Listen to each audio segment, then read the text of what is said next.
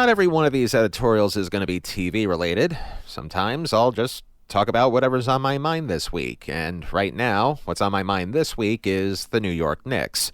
I've always had a bit of a complicated relationship with the Knicks as a fan. I am a New Yorker, and I am a fan of various New York teams, the Yankees, the Rangers, and, yes, the New York Jets. But I have always rooted for the underdog.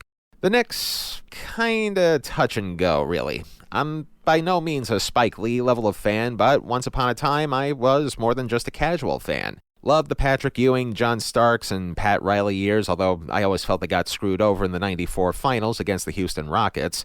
The 99 finals were even harder against David Robinson, Tim Duncan, and that particular San Antonio Spurs team. But at least the Knicks gave Latrell Sprewell a redemption story arc. But then came December of 2001, and depending on which version of the story you believe, Coach Jeff Van Gundy leaves the Knicks in the middle of the season, and the proverbial shit hits the fan. What was once a durable playoff team suddenly spent the next decade plus wallowing at the bottom. No focus, no direction, and many squandered opportunities.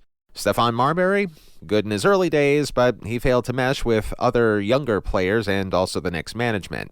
Jeremy Lin's sanity. He did give us hope for an all too brief period of time, but then he got traded away. Carmelo Anthony? Well, at least he helped get the Knicks back into the playoffs, but one man is not a team. Two men if you include Amari Stoudemire. And less said about Phil Jackson's tenure there, and keep in mind this is the business years, not his time in the 70s as a player, the better. Many more years of being trapped in the fog remained, during which time my fandom did drift to other teams. At the time, rooting for the Brooklyn Nets made sense because back when they were the New Jersey Nets, they did make it to the finals in 2002. Unfortunately, they were sacrificial lambs to the LA Lakers. When I moved to Massachusetts in 2008, I tried to latch on to the Celtics, but trying to be a new fan of a team with that big of a history kind of felt like being a bat boy being asked to fill in for Aaron Judge. Too much to take in and too much to live up to. It's taken the Knicks many years to get to the point that they've now reached, and it's also taken me just as long to warm up to them again. Brunson, OG, Towns, Mike Brown, they know what they're doing. And hopefully the Spurs have more than enough injuries so that this will be a walk in the park for the Guardians of the Garden. Winning the finals won't instantly make me a fan again, but I would certainly gain a new admiration for them, and it would be a step in the right direction. I know it will end a lot of futility for those who root for them.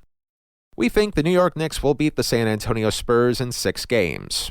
Go New York, go New York, go. What do you think?